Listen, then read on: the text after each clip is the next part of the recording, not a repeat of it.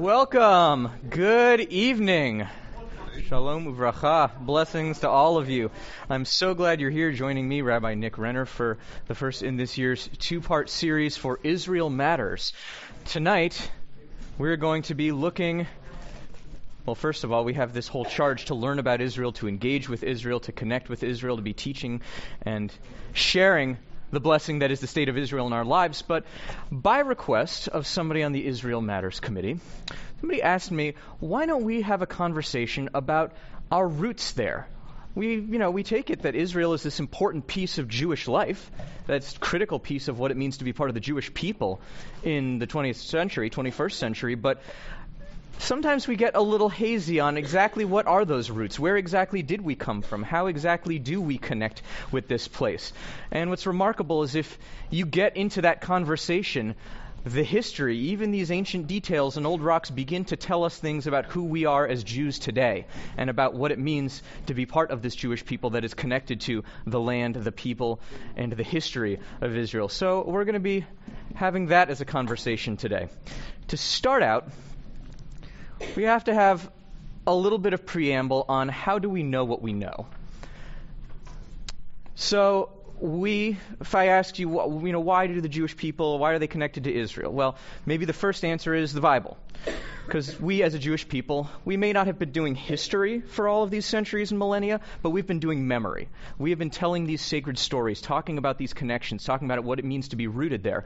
What we haven't been doing up until the last couple of centuries is history. History is a relatively new idea. It's a relatively new concept to say that we know something because of the historical study of it, rather than we as a people have a memory of it. And so this gets into what tools do you use to tell history versus memory. Memory, yeah, that's the Hebrew Bible. That's the stuff that we all grew up on in Hebrew school and the like. History, you can add to that narrative of the memory with historical and academic tools. You can add to it with archaeology, with sociology, with real serious studies and disciplined inquiry about what it is we know. And so what we're doing here, when we look at Israel and some of this ancient history, it's hard to take what the Bible says as fact.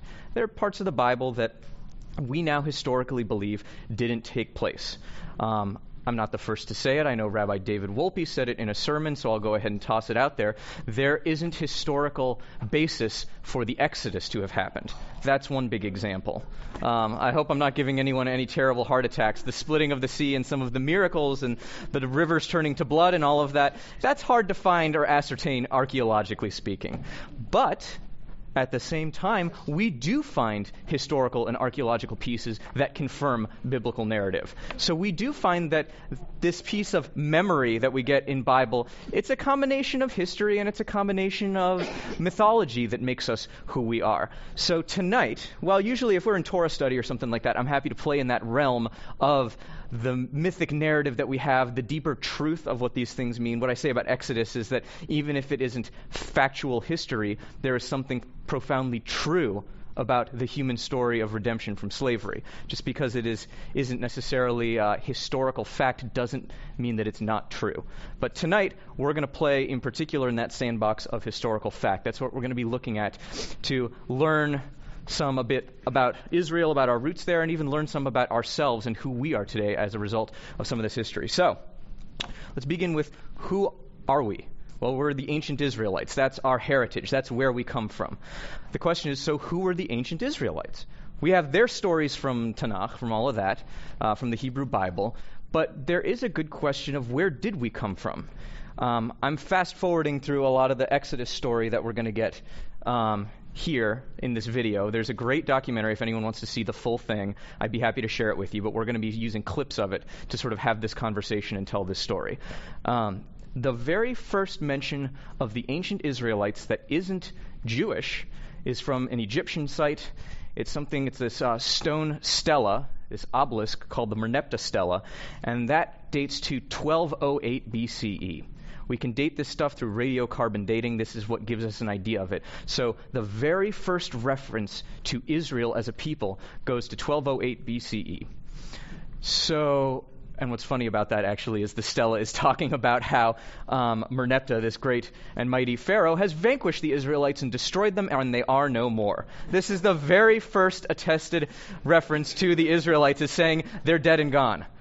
We see how that went 3,000 years later. But in any event, so this is the very beginning of the Israelites. Now, skipping over the Exodus story, we know that didn't happen. At least we're holding that as not historical fact in this space. What happens after the Exodus? What happens after the Torah ends? What's the first thing that happens after that in the Hebrew Bible? The wandering, that's right. They wander and wander and wander all through the desert, and we get to the end of the Torah, and the very end of the Torah is that Moses is looking into the promised land and he dies. That's the end of Moses. That's the end of the book of Deuteronomy. We rewind the Torah back to the beginning again, and we start over with Bereshit, bara Elohim, the whole creation. If you were to continue reading in the Hebrew Bible, does anyone know what happens in the story next? Any brave volunteers? It's funny, we don't get into this because Joshua, there we go. Joshua takes command of the people after Moses dies, and he leads what's essentially a shock campaign in the land. This is where you get that story, if anyone remembers from Hebrew school, of circling the walls of Jericho and blowing the trumpets and the walls fall down. Joshua goes on this shock campaign into the land, conquering it for the Israelites. We're going to see some of this unfold. Let's find out how much of that is true and how much of it isn't. We're going to begin to start to see the emergence of an Israelite people here. So, Justin, if you want to take it away with that first video clip to find out who are the Israelites.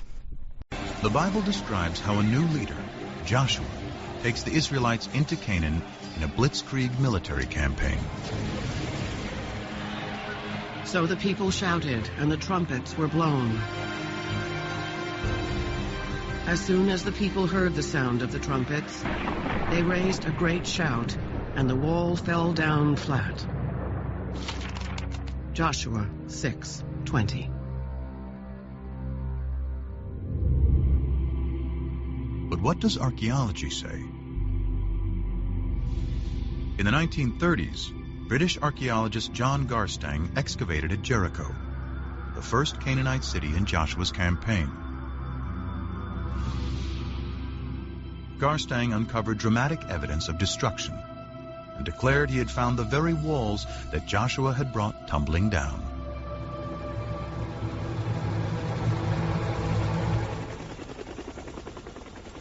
And at what the Bible describes as the greatest of all Canaanite cities, Hatzor, there is more evidence of destruction.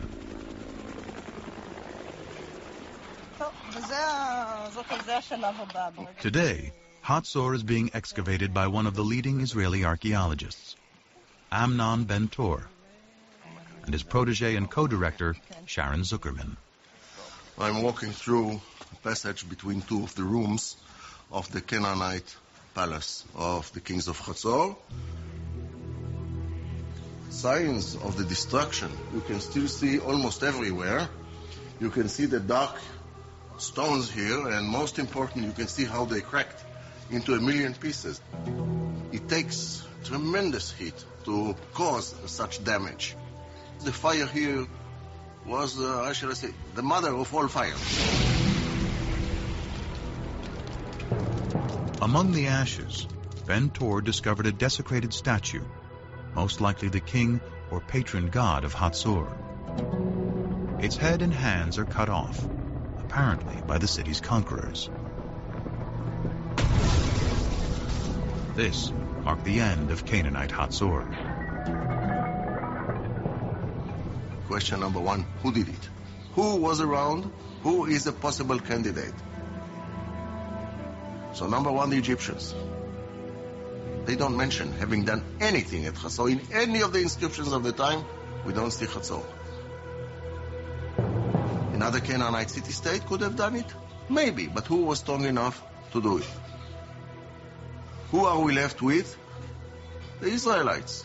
The only ones about whom there is a tradition that they did it. So, let's say they should be considered guilty of destruction of Hatzor until proven innocent.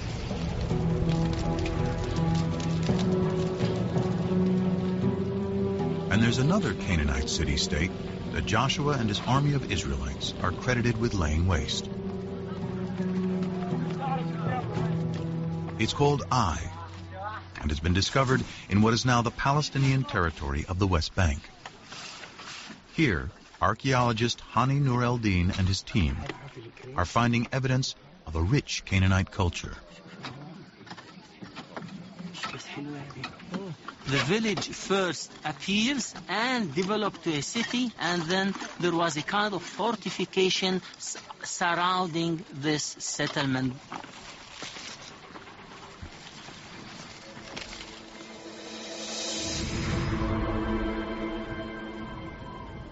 These heaps of stones were once a magnificent palace and temples, which were eventually destroyed.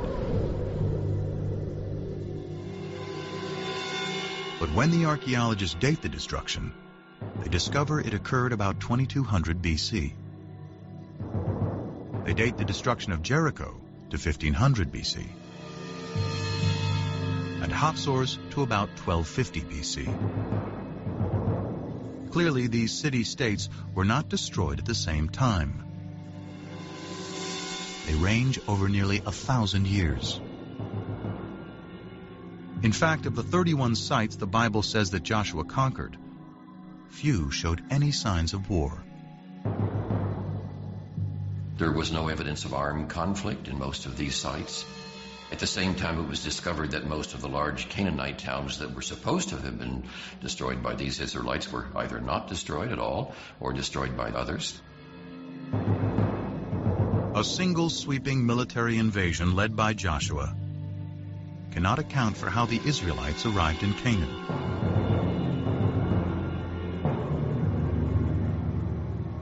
But the destruction of Hatzor does coincide with the time that the Merneptah Stela locates the Israelites in Canaan. So who destroyed Hatzor?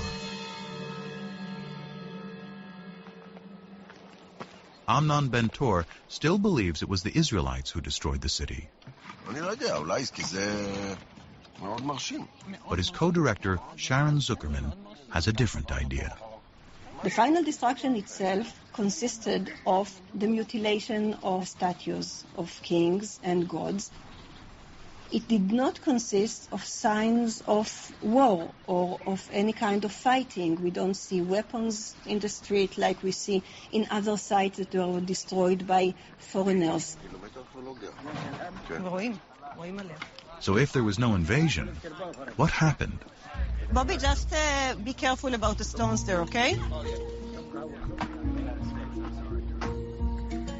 Excavations reveal that Hatzor had a lower city of commoners, serfs and slaves, and an upper city with a king and wealthy elites. Zuckerman finds within the grand palaces of elite Hatzor areas of disrepair and abandonment. To archaeologists, signs of a culture in decline and rebellion from within.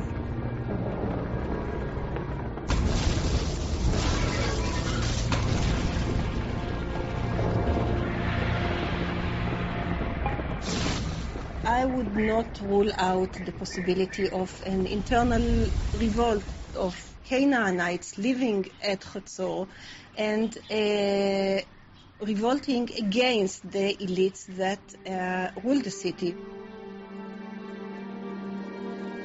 In fact, the entire Canaanite city-state system, including Hatzor and Jericho, breaks down. Archaeology and ancient texts clearly show that it is the result of a long period of decline and upheaval that sweeps through Mesopotamia, the Aegean region, and the Egyptian Empire around 1200 BC. And when the dust, as it were, settles, when we can begin to see what takes the place of this great state system, we find a number of new peoples suddenly coming into focus in a kind of void that is created with the dissolution of the great state system. Can archaeologists find the Israelites among these new people?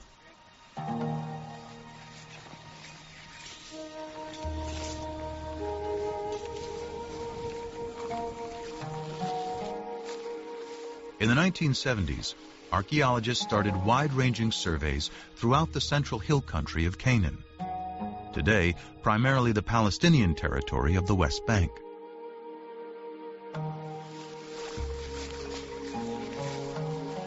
I was teaching at that time. We used to take students and go twice a week to the highlands. And every day we used to cover between 2 and 3 square kilometers.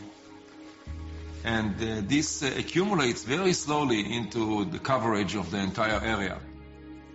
Israel Finkelstein and teams of archaeologists walked out grids over large areas, collecting every fragment of ancient pottery lying on the surface.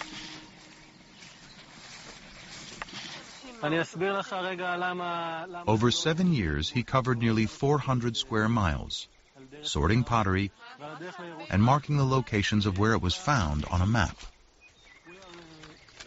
In the beginning, the spots were there on the map and they meant nothing to me.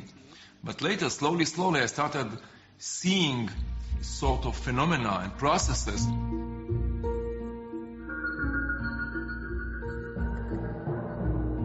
By dating the pottery, Finkelstein discovered that before 1200 BC, there were approximately 25 settlements. He estimated the total population of those settlements to be 3,000 to 5,000 inhabitants. But just 200 years later, there's a very sharp increase in settlements and people. Then you get this boom of population growing and growing. Then we are speaking about 250 sites. And the population grows also 10 times, from a few thousand to 45,000 or so.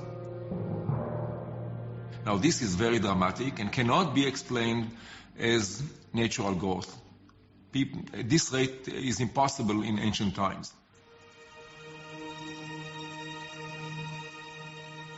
If not natural growth, perhaps these are the waves of dispersed people settling down following the collapse of the great state systems.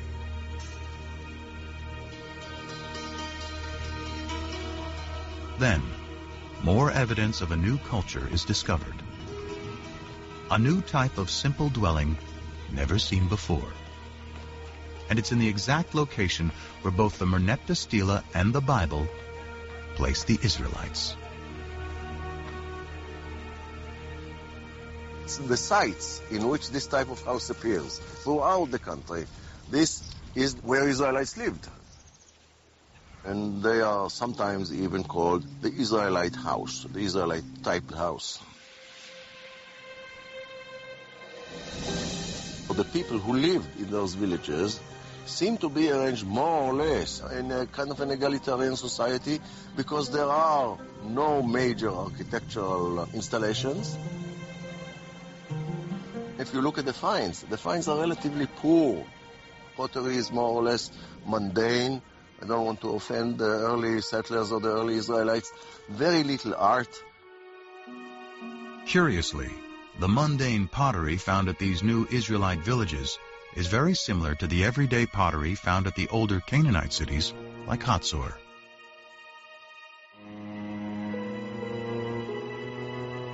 In fact, the Israelite house is practically the only thing that is different.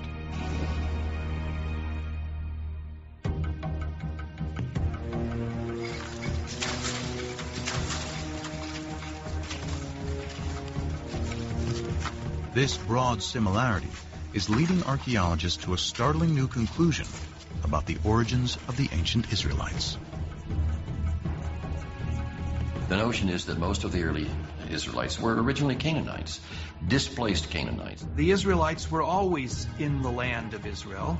They were natives, but they were different kinds of groups. They were basically the have-nots. So what we're dealing with is a movement of peoples, but not an invasion of armed hordes from outside, but rather a social and economic revolution. Ancient texts describe how the Egyptian rulers and their Canaanite vassal kings burdened the lower classes of Canaan with taxes and even slavery. A radical new theory based on archaeology suggests what happens next. As that oppressive social system declines, families and tribes of serfs slaves, and common Canaanites seized the opportunity. In search of a better way of life, they abandon the old city-states and head for the hills. Free from the oppression of their past, they eventually emerge in a new place as a new people. The Israelites.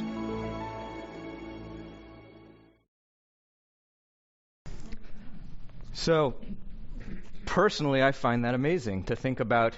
So we have this narrative of the Exodus, that's where we come from, that we as a people grew out of this set of families in and around the land of Israel, Abraham, Isaac, and Jacob, Sarah, Rebekah, Rachel, and Leah, and then went down into Egypt, in and around the Joseph story, and then Pharaoh enslaved us, and then Moses leads this liberation movement. We wander around in the desert, and Joshua invades Canaan from the outside, and that's how the Israelites get to Israel.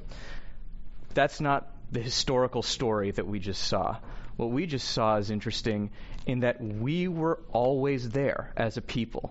As an Israelite nation, we were actually indigenous. We didn't invade from the outside. That this Israelite innovation, at least the best theories that we have right now and ideas about it, and these are theories. They're very difficult to prove when you're talking about history this ancient, but from all of the different pieces, all of the inscriptions and texts from surrounding people, from our own biblical narrative, suggests that we actually, as an Israelite people, we came out of these revolts against the oppressive kings and governors who were the vassal leaders paying tribute to the Egyptians. So it was Egyptian oppression, but we weren't actually in Egypt itself. That we overthrew a lot of that oppression and fled to the hillside, and that's where we as an Israelite people came from. Questions, thoughts, responses? So we were a minority even in our own land. We were a minority even in our own land. That was actually what it came from.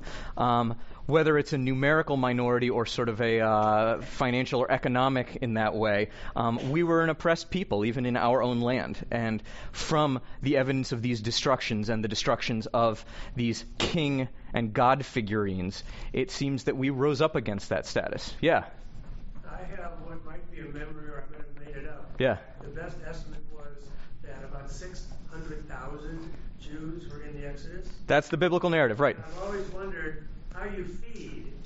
That's a pretty large group in that area, 1000 BC.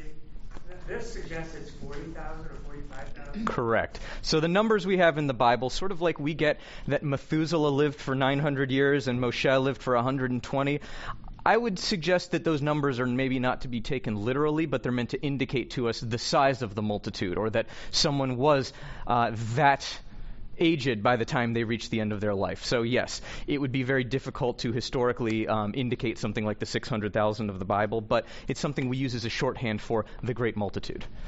Yeah? So what do we think held the Israelites together as some identifiable group? Excellent question, and that's where we're going next. So, it was a good plant, yeah. So what happens after Joshua in the Bible? Anyone know? What book comes next?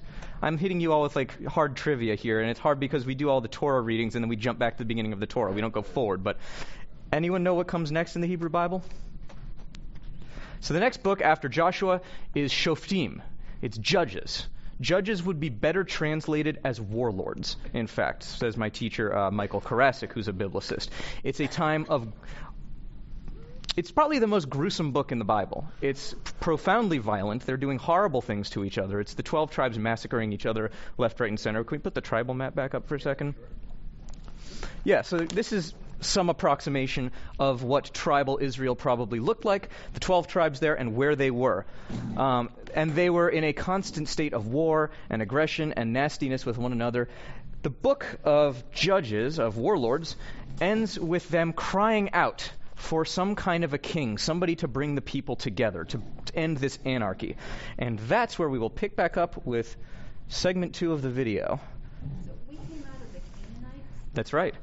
So we were indigenous to that land of Canaan, and we were a social and economic revolt against the oppression of the Canaanite governors who were basically had their allegiance to Egyptian imperial rulers. We were a revolt against that system, essentially. About 2 centuries pass after the Merneptah Stela places the Israelites in Canaan. Families grow into tribes. Their population increases. Then, about 1000 BC, one of the Bible's larger-than-life figures emerges to unite the 12 tribes of Israel against a powerful new enemy. David put his hand into the bag. He took out a stone and slung it. It struck the Philistine in the forehead. The stone sank into his forehead, and he fell down on the ground. 1 Samuel 17:49. The Bible celebrates David as a shepherd boy who vanquishes the giant Goliath.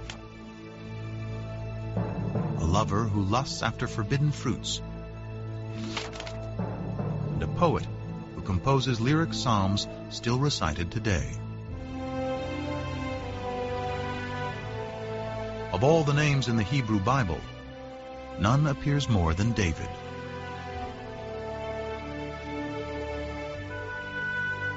Scriptures say David creates a kingdom that stretches from Egypt to Mesopotamia.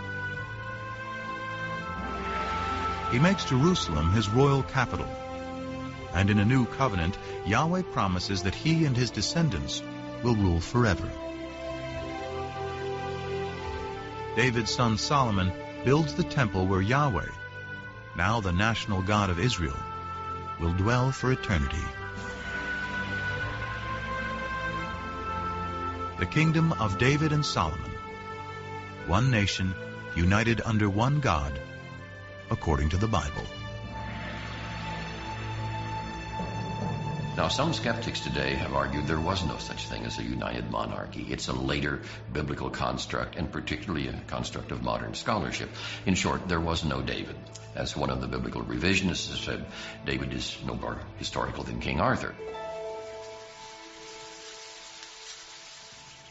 But then, in 1993, an amazing discovery literally shed new light on what the Bible calls ancient Israel's greatest king.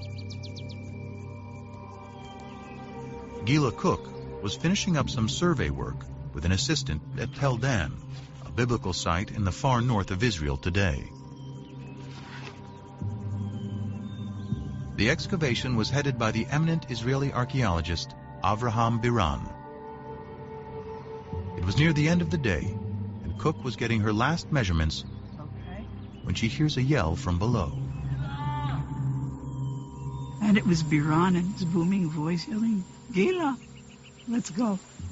And so I waved to him, hold it, and continued working. Okay. After being summoned by Biran a second time, Cook had her assistant load her up.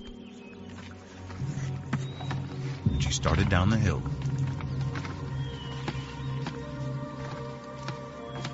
So I get there and I just dropped my bag and dropped the board and I set my stuff down. But something catches her eye. A stone with what appeared to be random scratches, but was actually an ancient inscription. This time, she yelled for Biran. And he looks at it and he looks at me and he says, "Oh my God." Cook had found a fragment of a victory stela, written in Aramaic, an ancient language very similar to Hebrew. Dedicated by the king of Damascus, or one of his generals, it celebrates the conquest of Israel, boasting, "I slew mighty kings who harnessed thousands of chariots and thousands of horsemen. I killed the king of the house of David."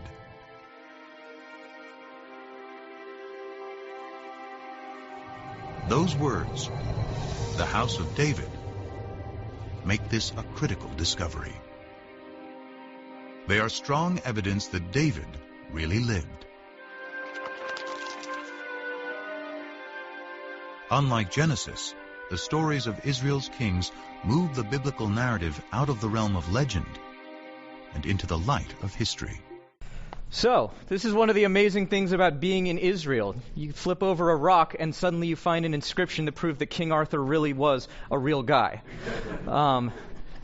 No, well, I say King Arthur intentionally because he was only legend before that. They had never found any concrete evidence for his existence. He was only a figure of the Bible until they suddenly overturned this and found it.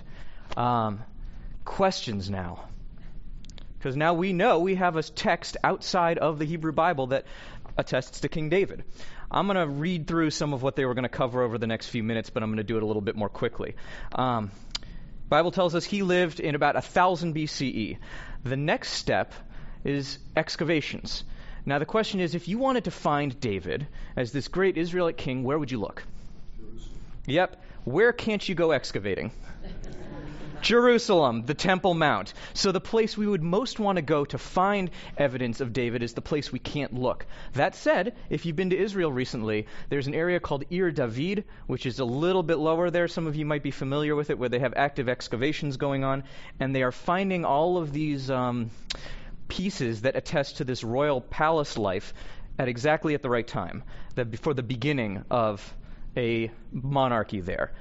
They are radiocarbon dated 75 years too late, but radiocarbon dating has a margin of error of plus or minus 30 years. So we've basically landed on the stuff that was the beginning of King David's rule.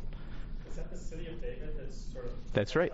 Yeah, that excavation that's sort of downhill a little bit right there by the water tunnels and all of that. Right. That's right. So they've used now this inscription that they dug up from Tel Dan, which is way up by the Lebanon border, the narrative of the Bible itself, and excavations that are as close to where they can get as they possibly can without digging up someone's active holy site. So these three things all together come together to tell us that there really was a King David. So that's a long-winded answer to your question about how was it that these Israelites were all kept together. Well, this is the beginning of the Israelite rule. Questions? Yeah, I think it's pretty cool too. So, now what comes next? Yeah, go ahead.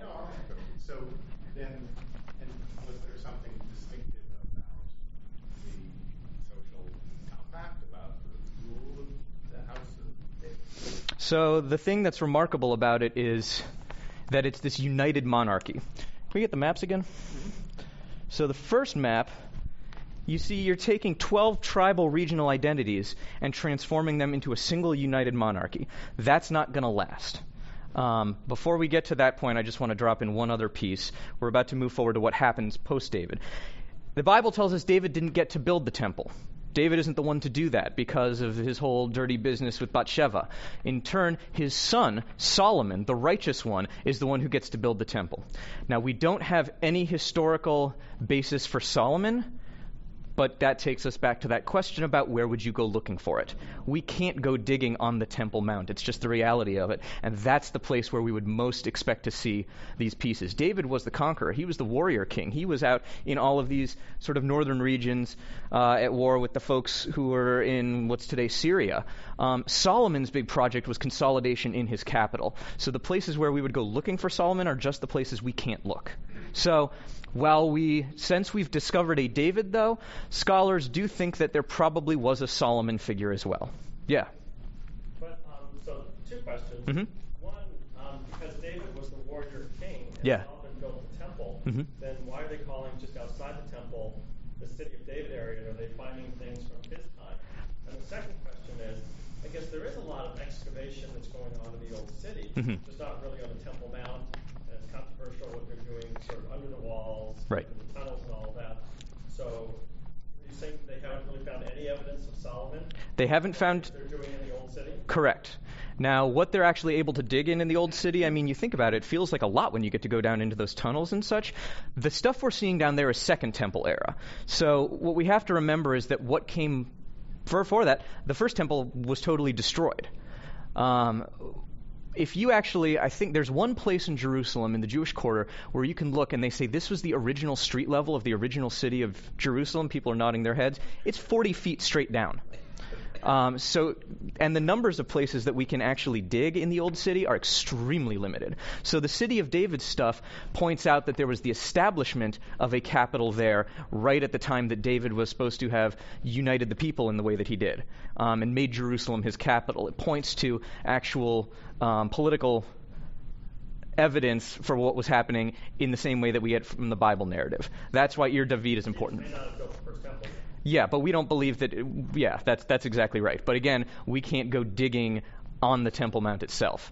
We do have those wall excavations, and those are controversial too. But again, a lot of what we come up with from those tells us more about the Second Temple era than the first. Yeah.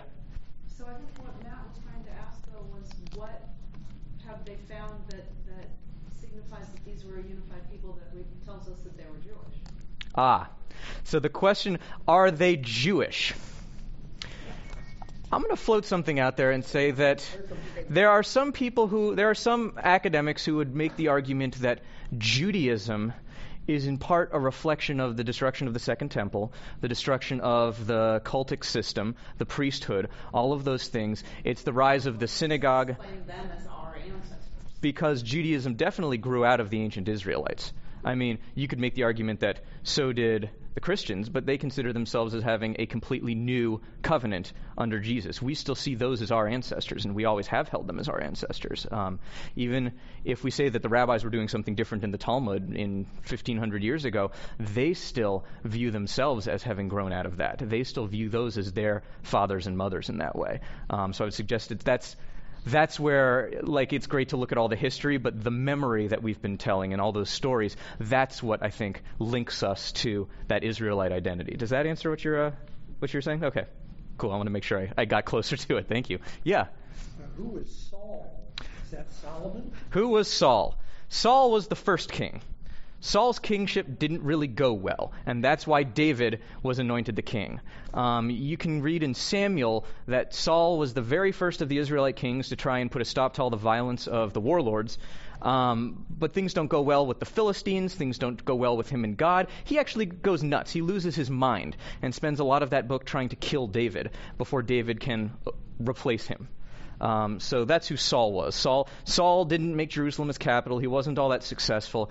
And yeah, he was a lunatic. He gets this evil spirit that takes over his brain, and then he tries to spear people. That's Saul. Other questions before we continue? Yeah, go ahead. Why is Jerusalem where it is? Was there something that, when Los Angeles is near the water, yeah. Chicago's by a lake, New York is on some island, how did Jerusalem wind up in the middle of where it is? Why is Jerusalem where it is? What's the reason for it? So, a number of things. First, the hills. You have to ascend to Jerusalem. In Hebrew, they talk about la'alot Yerushalayim, that you actually have to go up, and then it's down, sort of nestled in between these hills. So it's very militarily defensible. It's, you want to go to map 6 for me? Sure. Jerusalem's right here. It's in the middle of trade routes that would be coming down through here, coming across here. It has access to the Mediterranean. It's militarily defensible, and it has fresh water. Everybody remember the water tunnels walking through there? So there are a lot of reasons that Jerusalem winds up being a strategic place. Does that get at what you're... Good enough. All right. So, like I said, we can't go excavating the temple.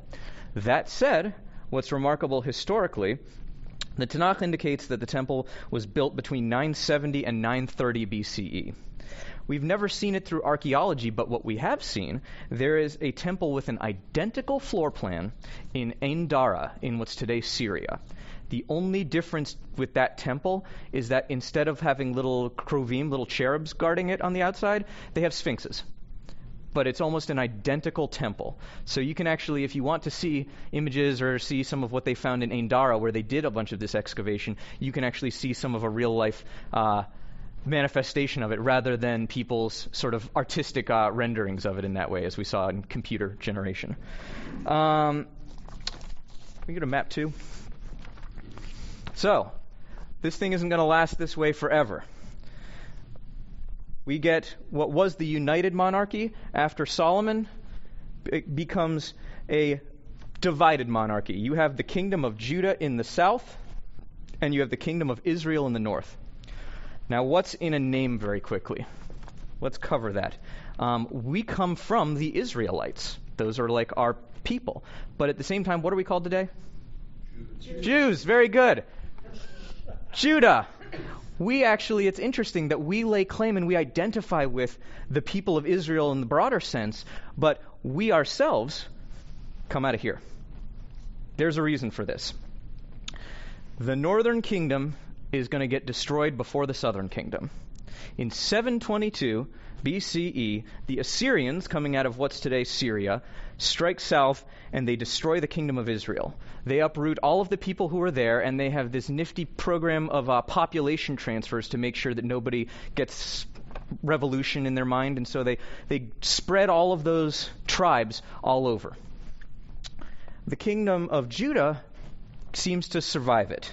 They don't know totally why that was, but the theory is probably that Judah agreed to be some kind of vassal state to the Assyrians, and turn over some kind of tribute in order to be spared. Now what happens is that the Assyrians wind up collapsing in the 600s, and the Babylonians fill the gap. So can you get a map 7 for me? Okay, so the Assyrians were here, Babylonians were here, so it's just a bigger empire coming from east and then invading into Israel. Questions? Yeah. So was Hebron the capital of Israel before Jerusalem? So Hebron was probably one of the most important sites in the northern kingdom of Israel, in contrast to Jerusalem, which was located in the southern kingdom. So go back to map 2 real quick. Thanks. So here you can see Shiloh, Jericho. This doesn't have Hebron on it, but... sorry, I had it mixed up. Hebron was in the southern kingdom. See, I try and keep these things all straight, and they get messy for me. Hebron actually takes on... So Hebron has the significance of being the location of the Machpelah, of the tomb of the matriarchs and the patriarchs. That's right. It takes on a different kind of significance in the 1600s CE. We're going to get there. But it takes on a very special status. We get the emergence of the 4 holy cities in Judaism in the 1600s. Back to number 2, if you will. Thank you.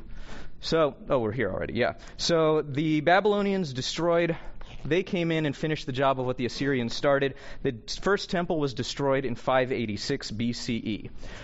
The Jews go into exile. They go into exile. Back to that 7, thanks. They go into exile in and around here, in what's today Iraq and Iran. Sorry for the folks over here.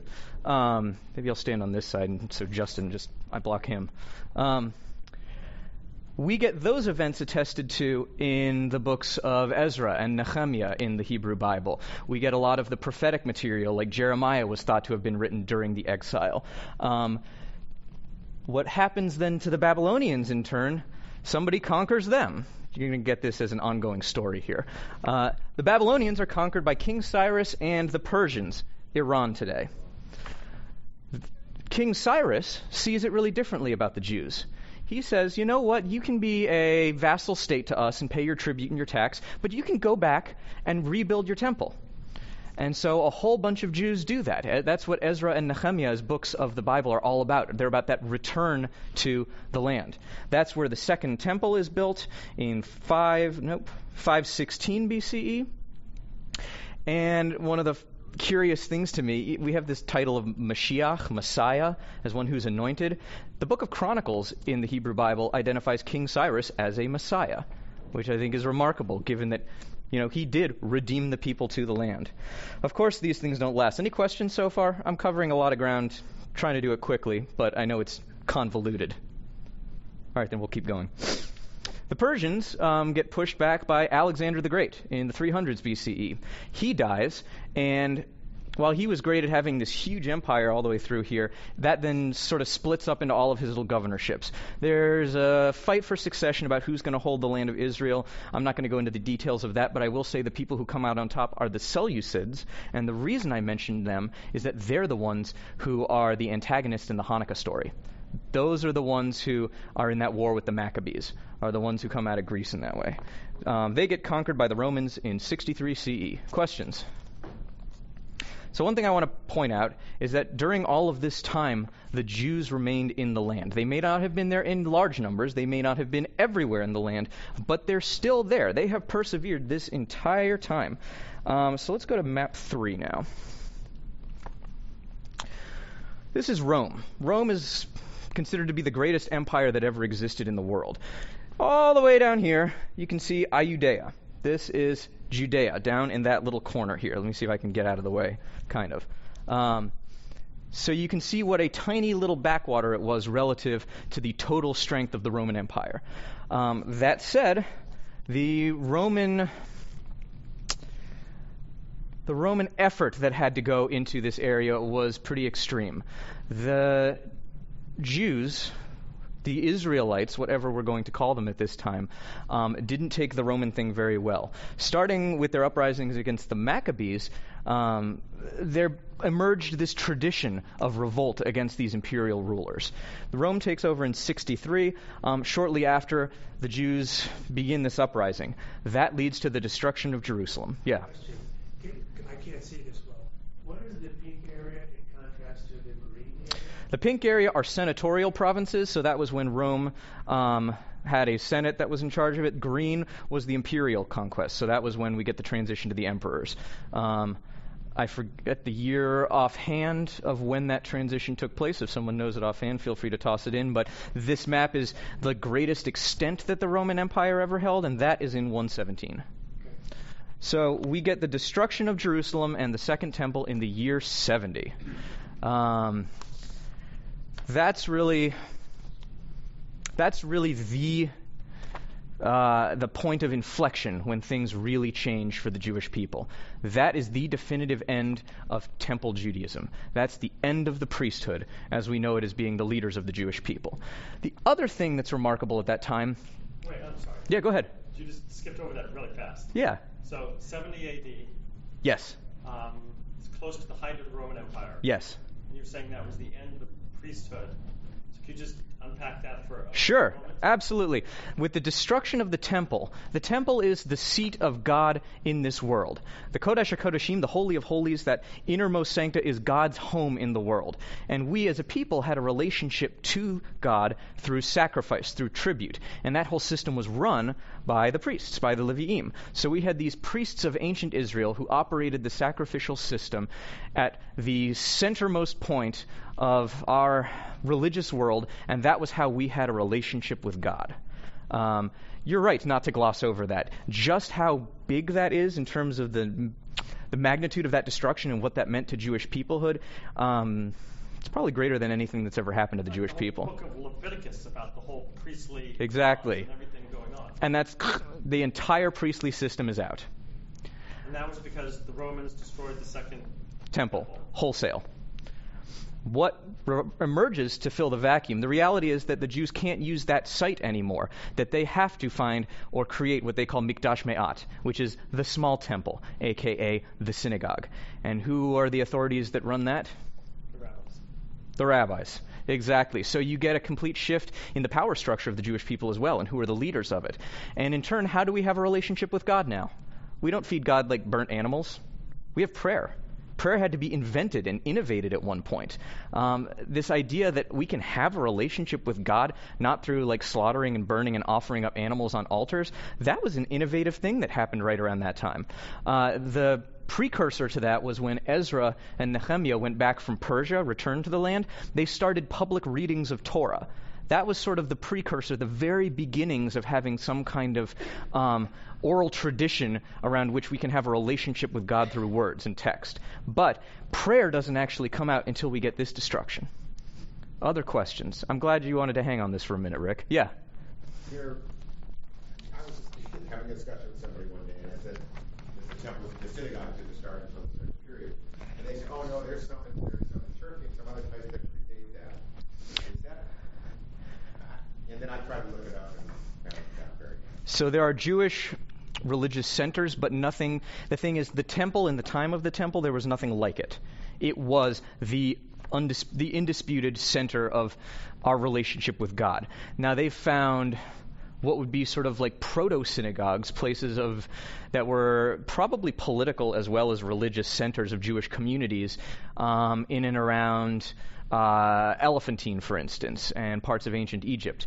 In Hebrew, the way you say a synagogue today is not a religious thing. It's called Beit Knesset. It's a house of entry. It's meant to be a certain kind of communal center in addition to just prayer. The idea of Mikdash Me'at, of the small temple, capital T, that's sort of its own rabbinic overlay onto it. So there are, what's that? Shul's Yiddish. That's way, way later. So the meaning of what it, like, the significance of the little temple back then couldn't have meant what it did until after the Great Temple was destroyed. Other questions? Now that, yeah, go ahead. I seem to recall in Kapernaum we visited something that was a synagogue, but I don't know what time period. Kfar Nahum, Capernaum. So these were early synagogues in and around there. We get synagogues starting 100, 200, 300, 400. The other interesting thing, so during this time period, there wasn't just one monolithic idea of who Jews were. This is the time when we have the Pharisees and the Sadducees and the Essenes, who are the ones who wrote the Dead Sea Scrolls, and even the early Christians. The early Christians, it doesn't seem like, were a distinctly separate group from the Jews. Christianity probably, I would suggest, didn't become fully its own religion until the Council of Nicaea in 325, and Constantine converting to Christianity in 313 and making the empire Christian. So at the time, they would actually, like Jews and Christians, would go into each other's little holy sites and have debates about what was Isaiah really saying. Were the Isaiah servant songs, was that actually about Jesus or was that about something else? So the first couple of centuries, we have these religious sites that are kind of fluid, and that's what is in and around Capernaum. Both early synagogues as well as very, very early churches. Other questions? I sort of covered the part I was going to next, but before we go there, there was another rebellion in 118, even though the temple in Jerusalem were destroyed. That got crushed. The last real Jewish rebellion in the land was the Bar Kokhba revolt. That was 132 to 135. That pretty much marks the end. That was Rome really going through with a sledgehammer and crushing Jewish life to their greatest extent. Very, very few Jews, if any, were left in Jerusalem at that point. The Jewish life basically decamped to an area called Yavne in central Israel, and that's where they created the Sanhedrin, which was the big rabbinic court. And this is where we get the beginnings of the Talmud. Now, can you go back to 7 for me? The thing about that first exile during the time of when the Babylonians conquered the whole land and shoved everybody out, and then the Persians let them come back, not all the Jews left Persia and Bavel in particular, Babylonia. And so during this time in particular, once the temple's destroyed, once Jerusalem's destroyed, once that center of power is destroyed, you get this incredible dialogue between the exilic communities, the diaspora, and Israel itself. The Talmud itself, all of Rabbinic Judaism, is essentially a product of this great dialogue between the diaspora and the land of Israel, between Bavel and Yavne, those two Jewish power centers there. I do want to point that out because that relationship between those two is essentially maybe the reason that the Jewish project even survived and worked in the first place, is having that vibrant and strong relationship between those diaspora communities and the community in the land of Israel. And they were going and visiting each other, and they were learning with one another, and they were sharing with one another, and they were building Rabbinic Judaism, the Judaism that we now have today. We're going to move forward a little bit. Any questions about all of that? Yeah. So the destruction of the Second Temple was the start of the diaspora? The start of the diaspora was the destruction of the First Temple. The Second Temple destruction was really what put the diaspora on the same level with the polity of the land of Israel. That was when they began to decentralize. So the diaspora is a little bit earlier, but the sort of decentralization and looking outward and having the synagogue and having that whole rabbinic thing, that's a function of that second destruction. Yeah, go ahead. When was the Torah written? Between midnight and 3 a.m. When was the Torah written? So the thing about the Torah is that different pieces of it were probably written at different times. Some of it is really ancient, like the Song at the Sea, that poem we get after they cross the sea and Pharaoh's chariots are destroyed. There's this whole poem. That's probably one of the most ancient parts of the Torah. In contrast, the book of Deuteronomy is one of the most recent. We think that the book of Deuteronomy may have been written in the 600s or so BCE. So after the northern kingdom was destroyed, King Hezekiah in the southern kingdom in Jerusalem, he has his servants, they say, oh, look at this, we found this scroll of the instruction of the law while we were doing some spring cleaning in the back of our temple, and here's what it says, and it's the book of Deuteronomy. So it seems like somebody just pulled that out of a basement back in 6-something BCE, as opposed to the 1,000 to 1,500 years earlier that could have been the beginnings of the Torah. So you could think of the Torah, that documentary I'm showing pieces from, it's really about, a lot of it's about who wrote the Torah and the authors of it. And one of the things they say is that you can think of the Torah as a sort of anthology spanning 1,000 to 1,500 years. Good question, though. So, I mentioned Christianity and all of what happens where the Roman Empire becomes Christian. They sort of become Byzantium over time, also known as, a.k.a. the Eastern Roman Empire, and their power center moves to Constantinople. They get overturned by Omar, the original Omar, the Muslim Arab invasion out of what I guess is in and around like Saudi Arabia today. You can see on that map. Omar conquers the land in 638, and they're used to Jews. They're cool with Jews. What's interesting with all of the fighting we're going to see over the coming centuries is that the Muslims and Christians seem pretty content to try and really cleanse one another from the land, and they both leave the Jews there. The Muslims, at least, have had relationships with Jews since the writing of the Quran. They were in and around Jews in those communities. The Christians, in contrast, they have a certain theologically special place for the Jews. It's different what the Christians did, for instance, with the pagans in Europe, where they wiped them out wholesale. They, for theological and political reasons, are content to have the Jews around, but they want them in subservient, controlled positions. The Jews are sort of a theological proof to say, oh, look, we had it right, these people don't get it, and that's why they have to live in these little ghettos that we get to control. And so there's a lot of scholarship that thinks that's why Christianity was never invested, particularly during some of the times, and there were violent times, the Crusades were horrible and Jewish communities were eradicated, but there was never a program of completely cleansing, trying to get rid of Jews in the same way that there was with pagans from some of these areas. So now we have Islam. Islam sort of lances out of Saudi Arabia in the 7th century. You want to go to map 4? And now after Islam, the Christians don't take that sitting down, and so we have the Crusades coming after that. Here's our lovely Crusader map. The Seljuk Turks wind up taking it from the Arabs, and then in the 1000s, the Christians invade. Then we have the Ayyubid Arabs, led by Salah ad-Din. Then we have Mongols coming from the east, from Mongolia. Then we have Mamluks coming up out of Egypt, the whole thing. This is probably the most convoluted period of the history of this land, so this is why I'm glossing over it. And the Jews were bit players, if anything. They were lucky to survive a lot of it. Questions? All right, cool. This all gets basically firmed up. The Mamluks, who are a power center out of Egypt, they get overturned by the Ottomans. The Ottomans are in what's today Turkey. You can go to map 5. Here's the Ottoman Empire. You can see the areas that it controls. The Ottomans were pretty friendly to Jews, actually. They had to pay a certain kind of tax as not foreigners, but as non-Muslims, but they were largely left in peace during this period. And it's an interesting period because it leads to this flourishing of a lot of Jewish life. This is to get back to Hebron now. This is where we get the emergence of the 4 holy cities of the Jewish people. The 4 holy cities are Jerusalem, Hebron. Anybody else got one? Name a city in Israel. Tzfat's another one, 4th one.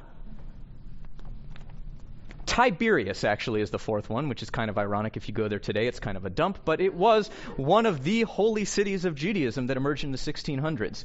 The reason I'm really wanting to hit this point home is that even by the 1600s, there were huge Jewish communities in these 4 cities that considered them the center of Jewish life.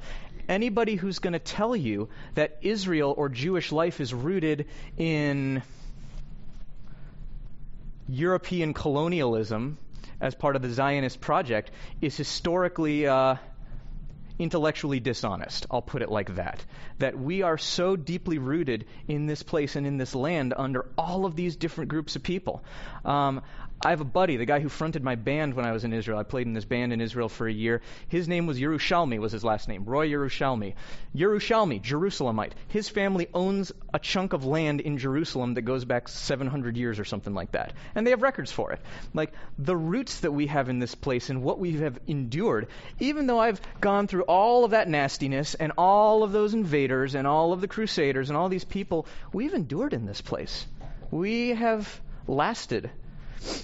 Any questions now? Because I'll put it like this. The Ottoman period, that runs up until 1917 AD.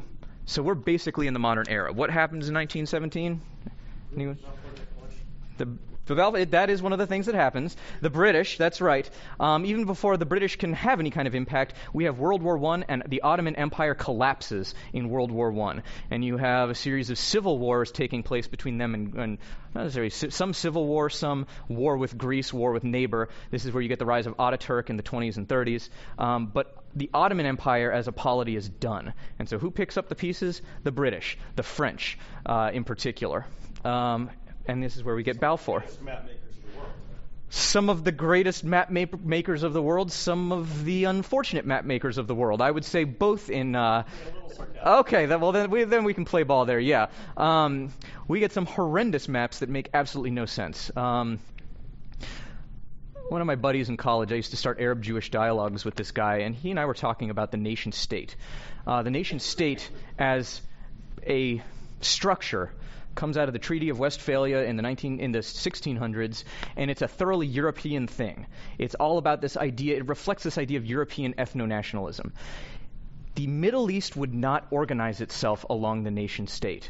The bonds between people are different. I used to talk to my buddy who was Arab, he said, yeah, your family and your sort of tribe, your cousins, all of that, those are the really important bonds. And then you jump to the level of big empires. So the idea of a nation-state, which is sort of somewhere in between, it wouldn't have come out of those societies because those weren't the way that those societies were necessarily organized. It's not a good or a bad thing. It's just that people were organized in community differently in the Middle East than they were in Europe during this time. Yeah. What sort of businesses were they in? Was there enough commerce to keep them all together? So can you go to 7? When you say they, you mean the Jews? Mm-hmm. So one of the most important things to think about, and I'm going to sort of harp on this more firmly in a minute, this is the Mediterranean right here. The import of the Mediterranean in terms of commerce and everything going on here, then also land routes coming through Asia, anything coming through North Africa. Yeah, sorry, go ahead. The spice routes, that's right. This is the center of a lot of different points of trade. It's almost hard to say that there's anything on par with that except for maybe Istanbul up here in terms of how many different routes all converge in one place. So I'll put it like this. There's a lot of opportunity. And this is where European Judaism comes out. This is where where Ashkenaz happens. The people who were originally traders in and around the Mediterranean, they wound up heading into these rivers from southern Europe into Europe. That was what brought Jews into Europe, was these trades, particularly along river routes. Some of them were uglier than others. For instance, there was a tradition of Jews in particular, some Jews along these river routes, enslaving local Slavic peoples and selling them to the Muslims. And then if they got caught, the Christians converted all of them to Christianity. Again, it's kind of an ugly time, the medieval era, the Dark Ages as we call it. So let's not be too harsh in terms of our judgment. But what year was it that the Jews started going up into Europe? It varies in different places. We can point to specific communities in and around that emerged in Germany. We know that Jews were expelled from England in 1290, so that meant that they had already developed a community there. There are all kinds of different inflection points. I would say the latter few centuries of the first millennia of the Common Era are when they start really establishing themselves in Europe. But again, it happens different times, different places. So I want to share a few takeaways with this whole thing. Can you get the map before this one? Thanks. So, Israel. here's the surrounding area and the way in which geography has actually dictated a lot of the history here. All of this is pretty horrible territory here. If you've ever been to Jordan or to Petra and seen the ruggedness, the nastiness of this, it's hard to trade through there. You're not going to march an army through there. This is a natural boundary. You have another natural boundary here, which is this giant desert. If you're you might cross that for trade, but if you're going to cross it with an army, you have to have really extensive support. Up north, you can cross into Israel pretty easily right about here, right here, where my finger is, around the Litani River. That's one way in, but again, it's a choke point because it's a river. Another way in would be through the Golan, between Mount Hermon over here and the Kehillat, but again, that's only like 15 miles wide or something like that, so it's another natural choke point. So in other words, you have this chunk of land here that actually geographically makes a lot of sense and is very defensible. What history has shown us is that when there are local regional powers right here and here, Israel can generally defend itself. Israel can hold these lines. They have interior lines for any kind of military action. They do well when it's just Egypt by itself or just Syria by itself. Where the wheels come off of it, and you can go to 7 again, is when some bigger empire all gets together and then comes in. So Israel has sort of had 3 different models for what a polity, a Jewish polity there looks like. The first is the Davidic model, where there's a ruler, there's relatively weak surrounding areas, and whoever this Jewish ruler is able to keep this as a strong and independent place. The second one is sort of the Persian model, where Israel winds up becoming something of a vassal state to a big empire and is able to maintain their security through that relationship. The third model is the Babylonian or the Roman model, where some giant empire comes in and crushes Israel wholesale. It's interesting to think about Israel in terms of the way that they have survived and lived through those 3 models. Think about the 20th century, Israel's life as a modern nation state. Through much of the 20th century, Israel was probably a combination of those first 2. They were their own powerful state that was able to hold their borders against local regional powers, plus they had allied themselves with a great empire, if you want to call the United States the equivalent of one of these imperial powers we're seeing. Increasingly, there isn't some kind of imperial contest in the Middle East in the same way as there was with the U.S. and the Soviets in the Cold War. You had these 2 powers that were essentially competing with one another. Relatively speaking, there's a power vacuum in the Middle East right now. We're going to get into this in the next session in particular, but because there isn't this big imperial presence pushing, Israel gets to stand much more independently than it would have under, say, the Persian model. So those are just a few takeaways in terms of that. Now, any questions before we wrap? Well, actually, let me go to this next piece. So, to wrap up the piece of our roots, we never left. We weren't always in power, but we never left entirely. And we have always, from whatever diasporic community we lived in, we have always had a relationship with the land of Israel, whether it was Bavel and the people who were writing the Talmud. Could have been Yehuda Halevi in the 1400s, who was living in Muslim Spain at that time and writing poetry saying, I am in the far reaches of the West, and yet my heart is in the East, in Israel. And it could be us as an American Jewish community. We've never left. We've never lost those ties. Not that it was always clean. Yeah, go ahead. I apologize for the bizarre nature of this comment. Go ahead. I'm reading a book now called Jewish Pirates of the Caribbean. It starts in 1492 with the Inquisition. We are thrown out of Spain. Many of us go to Portugal. We become conversos. Yep. We're pretending to be Catholic. Really, we're still being Jewish. We left England forcibly in 1290. We came back in the 1550s. Mm-hmm. There were 35 families there because the king said, these Jewish people are handy at mercantile affairs. We had organized Jamaica and Cuba and the trade routes of the New World. Mm-hmm. And I'm just wondering if 1,000 years earlier, were we, the Jews of wherever we were, merchants to the point that we were useful to whatever power was coming our way? Extremely. This is a piece of why, if you don't have theological problems where you feel like you need to eradicate the Jews, which neither the Muslims nor the Christians did, the Jews are very useful for a lot of commerce. They're very much like Armenian and Greek communities that wind up having these small communities in port cities all over the world and having ties with one another, connecting these different port cities and areas together. So if you're a ruler, and you're not in the middle of some kind of economic collapse and at war with somebody else, and the Jews get caught in the middle of that, Jewish communities were fairly useful to people. And there are all kinds of bizarre episodes I would tell you about. Like, there's a great story of a guy named Shmuel Hamnagid, who was a Jewish communal leader in Muslim Spain and was a military commander. He saw himself as being like King David. He was a poet and commander, and he commanded Muslim forces against the Christians in the Spanish Peninsula. Wow. How weird is that? 2 hands. Yeah, one there and then one in the back. Yeah, well, part of that was yeah. Christians and Muslims were restricted by usury laws, but Jewish people weren't. Yeah. And we also know that they also got around some of those laws, too, if the incentives were right. But you're right in that, like, Jewish communities were often prohibited from owning land, but in turn what they would do is engage in these mercantile affairs and businesses. Yeah? There's a Jewish community on the west coast of India, I believe. Yep. Very old. Mm-hmm. That started exporting spices. Yep. Right?